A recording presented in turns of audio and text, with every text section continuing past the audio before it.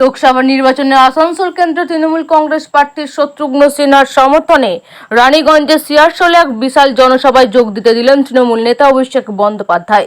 জনসভাকে কেন্দ্র করে বহু মানুষের উপস্থিতি লক্ষ্য করা যায়। সভাকে কেন্দ্র করে চারিদিকে কড়া নিরাপত্তার ব্যবস্থা করা হয়েছে। উপস্থিত ছিলেন প্রার্থী শত্রুঘ্ন সিনহা, রাজ্যের মন্ত্রী মলয় ঘটক, আসানসোল পৌর নিগমের মেয়র বিধান উপাধ্যায়, পশ্চিম বর্ধমান জেলার তৃণমূল কংগ্রেস সভাপতি নরেন্দ্রনাথ চক্রবর্তী, জামুরিয়ার বিধায়ক হরেরাম সিং সহ অনেকে। তৃণমূল নেতা অভিষেক বন্দ্যোপাধ্যায় তীব্র ভাষায় কটাক্ষ করেন বিজেপিকে। তিনি বলেন, আগে লক্ষ্মীর ভান্ডার পাওয়া যেত 500 টাকা, সেই টাকা বাড়িয়ে করা হয়েছে 1000 টাকা এবং তপশিলি এবং উপতপশিলিদের জন্য করা হয়েছে 1000 থেকে 1200 টাকা। বিক্রি করিনি, বস্তুতা স্বীকার মাথা মতো করিনি। আপনাদের সমর্থন থাকবে তো? থাকবে তো? আমি আপনাদের বলছি, আপনাদের ভালোবাসা কোনোদিন তৃণমূল কংগ্রেস বিফল যেতে দেবে না। আমাদের গলা কেটে দিলেও তৃণমূল কংগ্রেস এই বিরোধীদের কাছে, এই স্বৈরাচারীদের কাছে, এই অত্যাচারীদের কাছে, এই দিল্লির বহিরাগতদের কাছে, বাংলা বিরোধীদের কাছে বশ্যতা স্বীকার করবে না, মেরুদণ্ড বিক্রি করবে না, মাথা নত করবে না। গলা কেটে দিলেও জয় বাংলা বেরোবে। আমরা মানুষের জন্য কাজ করতে বদ্ধপরিকর, আমরা মানুষের জন্য কাজ করতে বদ্ধপরিকর, আমরা মানুষের জন্য শরীরের শেষ রক্তবিন্দু পর্যন্ত কাজ করব। আপনাদের খালি প্রতিশ্রুতি দিতে হবে যে আগামী 13 তারিখ গরম যতই বেশি পড়ুক, কষ্ট হলেও, অসুবিধা হলেও, আমরা চেয়েছিলাম নির্বাচন তাড়াতাড়ি মিটে গেলে মানুষ বাঁচবে। লাইনে দাঁড়িয়ে 43 ডিগ্রি, 44 ডিগ্রি, 45 ডিগ্রি তাপমাত্রায় লাইনে দাঁড়িয়ে ভোট দেওয়া কম কষ্ট নয়। আমরা চেয়েছিলাম নির্বাচন তাড়াতাড়ি হয়ে যাক। 2021 সালের নির্বাচন আপনাদের মনে আছে? কোভিডের সময় আসানসোলে ভোট হয়েছিল।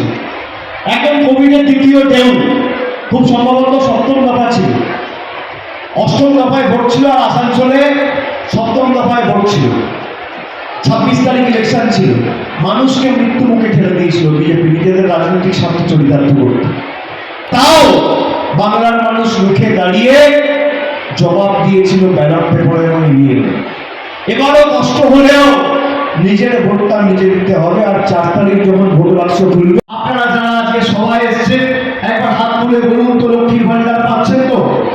সবাই হাত তুলে বলুন তো পাচ্ছেন তো? পাচ্ছেন তো?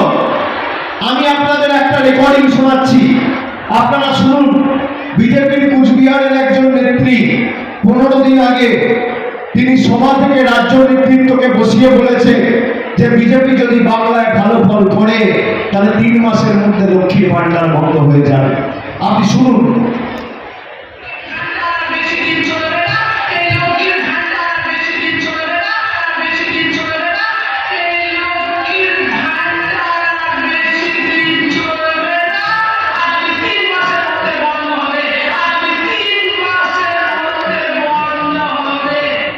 আরো একবার শুনুন, আমি আবার চালাচ্ছি।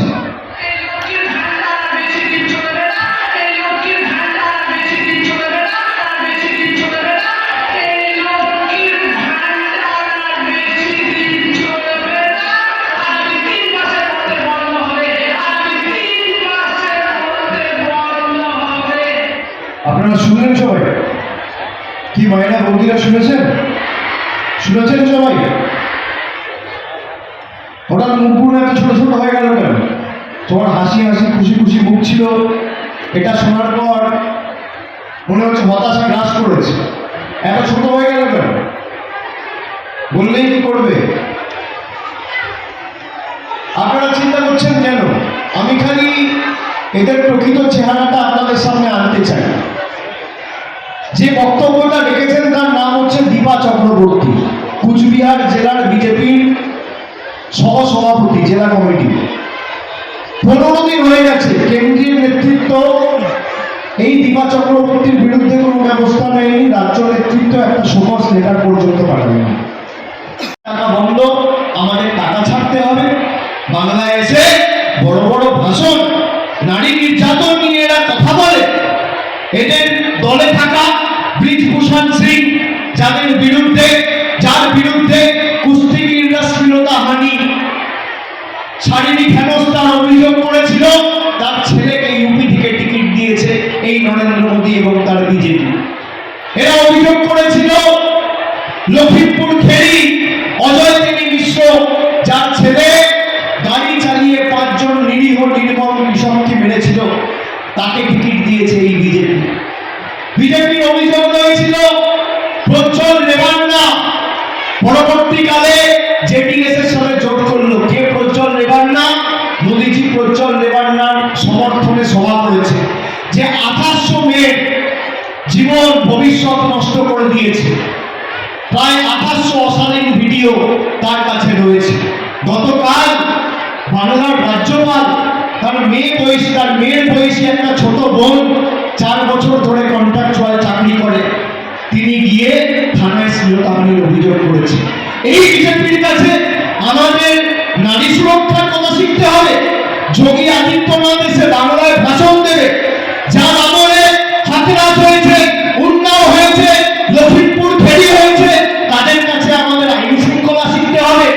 বাংলার ভারতবর্ষের সব থেকে ব্যর্থ সাম্প্রদায়িক প্রধানমন্ত্রী যদি মোদী হয়, তাহলে উত্তরপ্রদেশের সব থেকে এবং ভারতবর্ষের সব থেকে ব্যর্থ মুখ্যমন্ত্রীর নাম যোগী আদিত্যনাথ। আর যোগী আদিত্যনাথকে বলবো, আপনি বাংলায় আসার আগে একটু হোমওয়ার্ক করে আসবেন।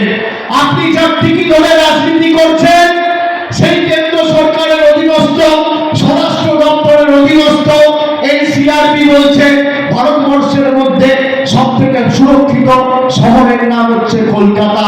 মমতা বন্দ্যোপাধ্যায় করে দেখিয়েছে। যারা এসসি এসটিদের ধারক বাহক করে নিজেদের দাবি করে, তপশিলি মায়েরা আজকে আমাদের সবাই এসছে, শুনে রাখুন, তপশিলিদের উপর সব থেকে বেশি অত্যাচার আক্রমণের ঘটনা কোন রাজ্যে হয়ে থাকলে সেই রাজ্যের নাম উত্তরপ্রদেশ, বিজেপির ডবল ইঞ্জিন সরকার।